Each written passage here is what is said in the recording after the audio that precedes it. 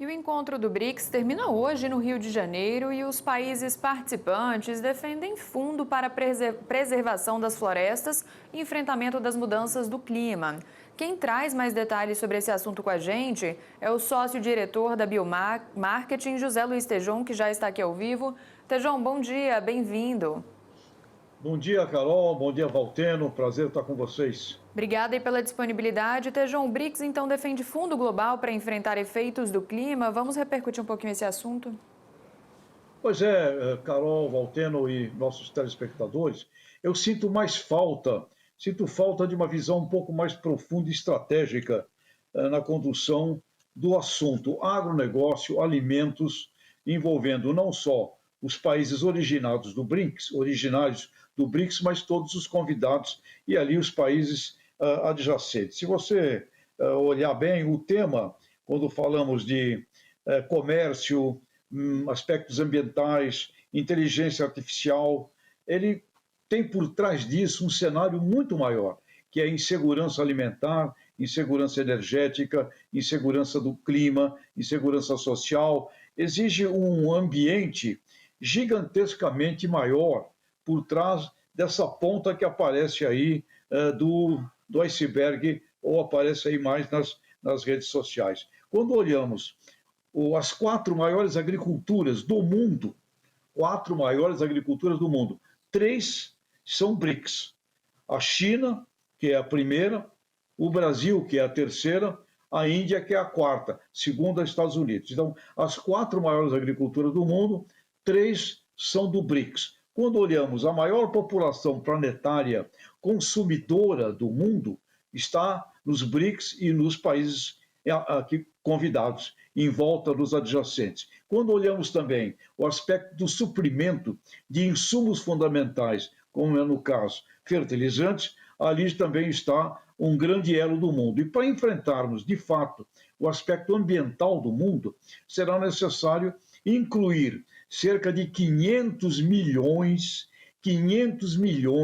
de pequenos agricultores, 85% deles no BRICS e nos países envolvidos, no aspecto da inclusão no mercado, na ciência, na tecnologia, porque é desse exército agrícola planetário que está nos campos, é dali que nós teremos condição de fazer a matriz que vai gerar os desejos que são tratados hoje na cúpula do BRICS. Portanto, sinto falta de uma visão mais estratégica, com metas, com objetivos, de uma maneira mais pragmática. Inclusive, quando olhamos nos BRICS, as quatro maiores agriculturas do mundo, a única que tem condição de triplicar de tamanho, de crescer, é o Brasil, além do conhecimento científico, tecnológico que nós desenvolvemos em todo esse cinturão tropical. Então, sinto que há uma oportunidade gigantesca de uma abordagem para o mundo,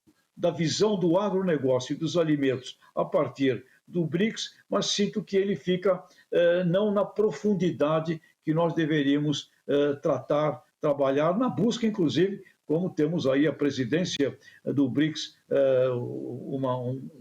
uma brasileira, por que não uma busca muito mais efetiva de investimentos, de recursos com juros subsidiados para o desenvolvimento daquilo que é o tema central, a matriz central dos problemas do mundo, que é insegurança alimentar, energética, ambiental, social, mudança climática, que está por dentro e está por fora do sistema do agronegócio. Então, fica aqui essa minha visão, mais ênfase na visão estratégica de alimento e agronegócio, eu acho que poderia ter nesse nosso encontro aqui no Rio de Janeiro, no Brasil, Valteno e Carol.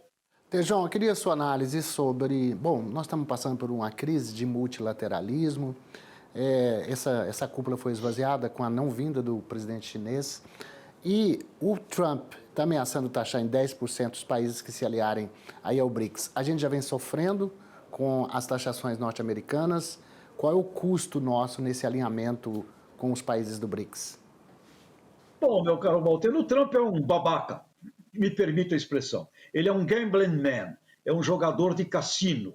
ele vai para cá, vai para lá, ia acabar com a guerra da Ucrânia, ia fazer e acontecer. Ele fala uma coisa hoje, fala outra amanhã, e no fundo nós vamos assistir o que vai acontecer a médio prazo aí na situação dos Estados Unidos, tá certo? O ponto é, o nosso maior cliente hoje não é os Estados Unidos, nosso maior cliente hoje é China, Oriente Médio, é o mundo alá. Nós temos um mercado gigantesco planetário. Então, o que falar de aliança com o BRICS, cuidado, não é uma aliança para entrar em guerra, em briga de norte contra sul. Uma aliança do sistema alimentar, do sistema energético, do sistema de ação, de termos aqui no país um caminho mais seguro na vinda de fertilizantes. Essa sim é a estratégia. Uma estratégia para o país, para o mundo, e não é entrar em guerra de Trump, porque o Trump é um jogador, é um gambling man, dono de cassino, e é assim que ele age, e entrar na conversa dele é entrar num jogo em que é um jogo de ele ganha, você perde, ele ganha, você perde, e ele muda a cada dia, ele muda a cada instante. Então, erro se entrarmos na discussão com este gambling man. O assunto é visão estratégica reunindo países que têm um potencial extraordinário de desenvolvimento, inclusive das suas sociedades. Onde está a miséria do mundo, Valteno? A miséria do mundo se encontra exatamente na área rural dos países do BRICS. Portanto, aqui no Brasil, Alisson Paulinelli disse, tem 4 milhões de pequenos agricultores famintos. Então, a solução do mundo está numa agricultura moderna, e a reunião é o que nós temos que ter. Portanto, conversa de jogador de cassino, essa não dá, meu caro Valteno. Bom, claro, mas eles são o segundo maior mercado em importância para o Brasil. E quando anuncia... Não 10%... são. Não são o segundo. Não. Primeiro é China, segundo é Europa, terceiro vem Estados Unidos, e nós pagamos e compramos mais deles do que eles vendem para nós. Então, take care, my friend. Tá certo. Tejão, e a gente vai aproveitar a sua presença também para falar da Semana Internacional do Cooperativismo, que também merece a nossa atenção. Isso sim, esse é o exemplo. Líderes cooperativistas, como diz o meu querido amigo, admirado Roberto Rodrigues, líderes cooperativistas merecem um Nobel da Paz, porque na cooperativa você tem democracia, na cooperativa você tem não deixar ninguém para trás, a cooperativa onde tem uma cooperativa bem liderada, você tem ali progresso e prosperidade. Então, o exemplo cooperativista, neste mundo dividido, neste mundo polarizado, nesse mundo de um contra o outro, é o grande exemplo para a humanidade seguir. E não creio na possibilidade, inclusive, nos planos que eu estava comentando agora há pouco, do desenvolvimento do agronegócio, do alimento, na própria reunião de BRICS e dos países adjacentes, não haverá possibilidade desse desenvolvimento sem o cooperativismo. Portanto, Semana do Cooperativismo, Ano Internacional do Cooperativismo, parabéns às cooperativas brasileiras e um abraço aos líderes cooperativistas, Márcio Lopes, Tânia Zanella, em nome de vocês dois, um abraço às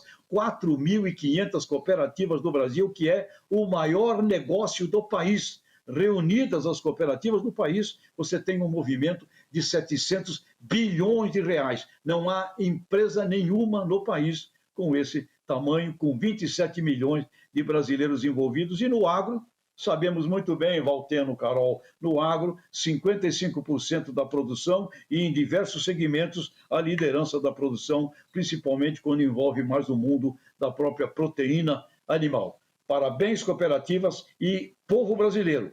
Se inspirem no cooperativismo, porque aí é o que nós temos muito para aprender e os políticos têm muito para aprender com o sistema democrático das cooperativas brasileiras, caro Valteno e Carol.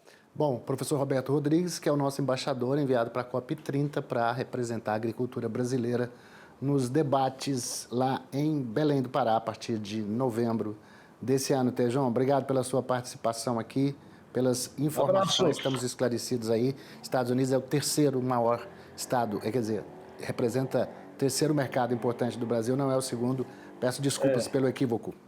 Não, e compramos mais dele do que eles vendem para nós, viu, Valteno? Tá certo. Obrigada, Tejão. Boa semana por aí, viu?